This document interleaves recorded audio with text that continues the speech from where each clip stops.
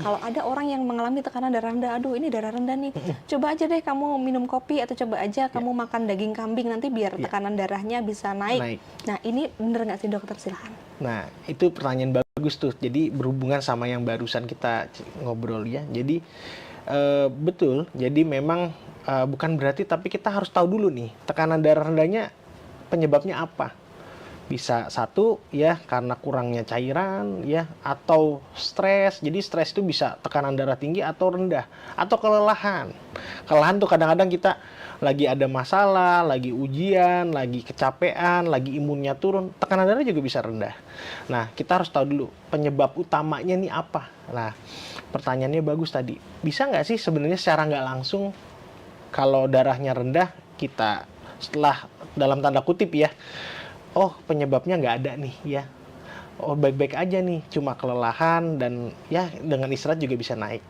Tetapi banyak ya sebagai terapi juga kadang-kadang kopi, terutama kopi hitam ya yang sesuai takaran ya 1-2 cangkir itu sebenarnya juga bagus itu untuk kesehatan jantung utamanya. Karena apa? Dengan kita minum kopi, kafeinnya tinggi, otomatis tekanan darah atau nadi kita cepet. Nah itu kan jadi memompa jantung. Jadi kenapa kadang-kadang habis minum kopi itu jadi semangat tuh ya.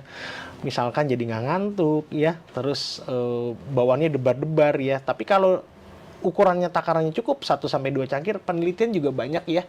Jadi itu juga cukup baik. Tetapi kalau berlebihan ya, misalkan 3-4 cangkir, itu tidak disarankan, malah memicu ya tekanan darah yang tidak stabil.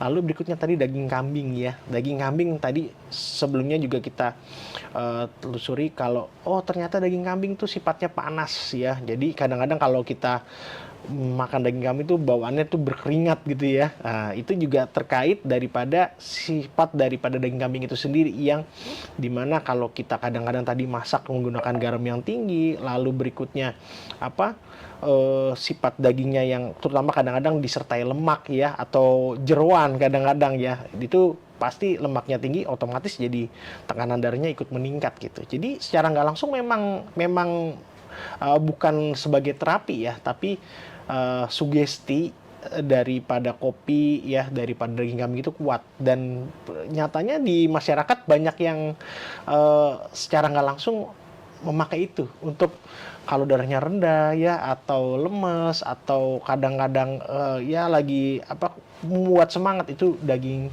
kambing atau kopi juga banyak dikonsumsi gitu. Download Tribun X sekarang, menghadirkan lokal menjadi Indonesia.